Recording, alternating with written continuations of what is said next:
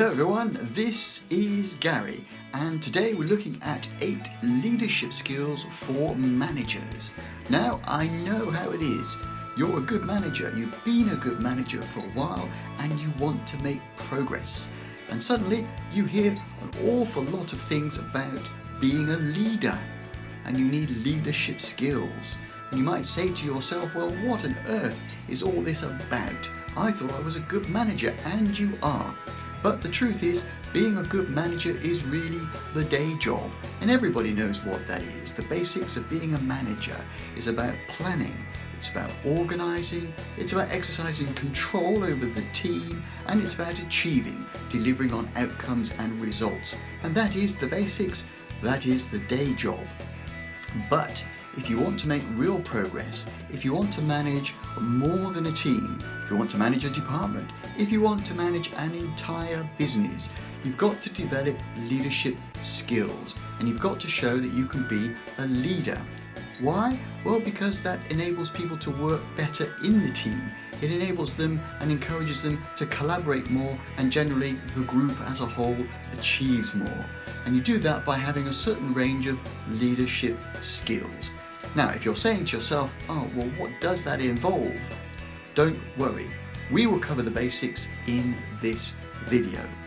Basically, we've pulled together a number of the key leadership skills you need and grouped them so that you have a better idea of what's involved, and primarily so that you can plan your own personal professional development plan if you want to take it forward and become a leader within your business. Now, the groupings basically are these. First of all, I think there's a grouping of skills which involve getting your message across. That's all about motivation. It's all about communicating well with people around you, both upwards and downwards and alongside you. The second group of skills I think you need to develop is knowing where the buck stops. Because the truth is, if you're a leader, you've got to be prepared to stand up and be counted when it's important to do so as a leader. But in practice, that means issues around transparency, about accountability, about accepting mistakes, about being answerable, being responsible in short. The next group of skills I would suggest are all around inspiration, being able to inspire others within the team, the department or your business to work together towards a common purpose, a common enterprise. Now, funny enough, that involves quite often being able to delegate well, because you've got to be able to get people to work with you and to share in those common goals, and you can't do everything yourself as a leader. Indeed, one of the keys to being a leader is not doing everything yourself, but you do have to be determined, and that's another one of the skills we will talk about. Finally, you've got to have the ability to cope with change, because in an ever-changing world and in marketplaces where competition is the driver, you've got to be adaptable, you've got to be flexible, and you've got to be able to show in your thinking that you are able to analyse, you're able to be critical, and you're able to challenge. And those are the kind of skills you need, the range of skills you need to be a leader. So, having given you a quick introduction of what's involved, I'm sure a great many of you out there are saying, well, look, that's fine, please can we just get on with it? Yes, that's exactly what we will do. So without more ado, and with bated breath, as they say in all good videos, let's just get into it. Okay, so let's get into it. We're looking at 8 leadership skills for managers. That means it takes practice. They don't come naturally, not to everyone. And my advice is you must always read the small print.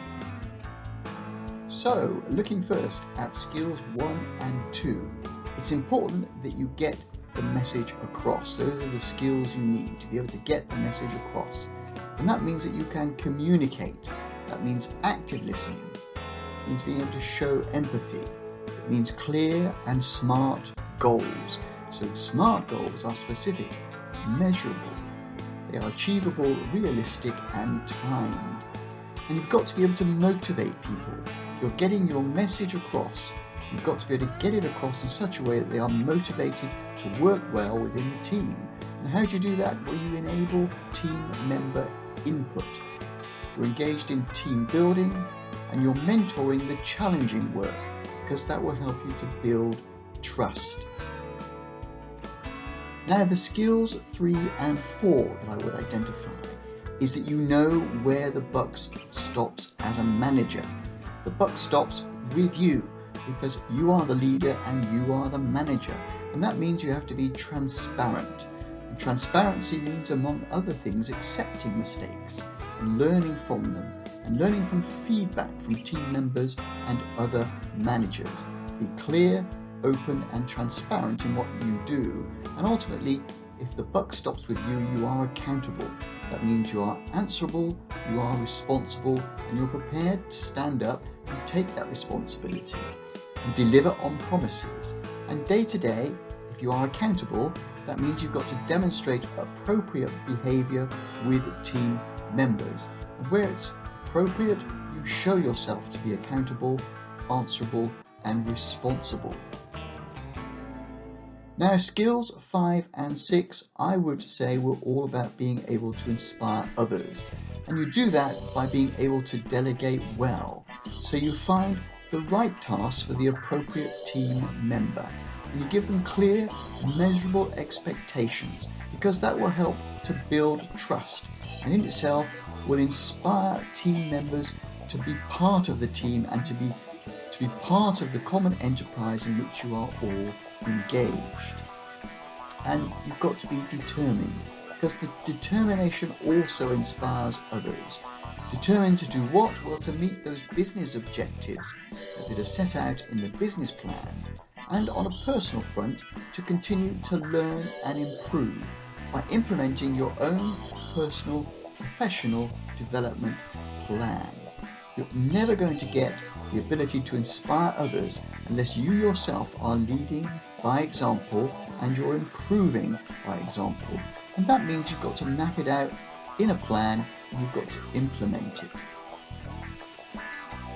Now, the skills 7 and 8, those last two skills are all about coping with change. A leader is a manager that can cope with change.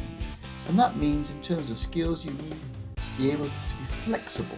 You've got to be adaptable to the circumstances in which you find yourself, because you don't always control them. You've got to be able to acquire new skills, as I've said before. That's part of the continuous learning necessary as a manager. And you've got to be able to respond to new issues as they arise. That means you've got to have a degree of innovative thinking. You've got to be analytical, you've got to be critical, and be prepared to be challenging in your thinking. And of course, problem solving, because change often requires you to cope with problems and to solve them. And the skills you need to be a good leader as a manager, well, they are as simple as that. Okay, so that was 8 leadership skills for managers. And I hope that's given you an overall sense of what is involved in developing your skills as a leader. But more importantly, I think if you are at that stage where you're thinking about these issues, I hope it's given you enough meat, enough information to start developing that personal, professional development plan. Because that's quite important if you're going to go forward. You've got to plan your career and plan your success. And your success will come, if you're a manager, by being more of a leader and developing those leadership skills. But just to recap, we looked at all those issues around communicating well, about motivating the people around you.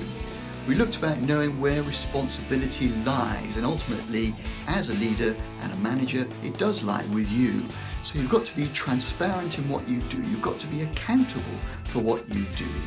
And then we thought about that issue of being inspirational, inspiring others so that the team works more collaboratively and better together, because they all feel they're part of a common enterprise. And we looked at issues around delegation. Incidentally, I'm doing another video about delegation. When it's ready, I'll put it in the description box, but it's not done quite yet. But nevertheless, delegation very important skill if you're a manager, but also if you're a leader, to develop the kind of delegation skills that gets everybody involved and everyone has a sense of being, as I've said, in that common enterprise. But also, if you have vision, you've got to be determined, because not everyone will be coming on the journey with you and they may need to be inspired, and your determination and perseverance will tell. And finally, of course, in a competitive market, you've got to be able to adapt, to cope with change, to be innovative in your thinking, but at the same time to be able to analyse, to be critical and to challenge thinking so that you can make sure you stay on top and stay with the way in which the market is moving. And developing those leadership skills, well, it is as simple as that. Now, if you like this video, please be so kind as to mark it as a like. And if you want to see more videos like this, well, again, I'd be really grateful if you would subscribe. But apart from all of that, there's nothing left for me to say except thanks very much for watching, and bye for now.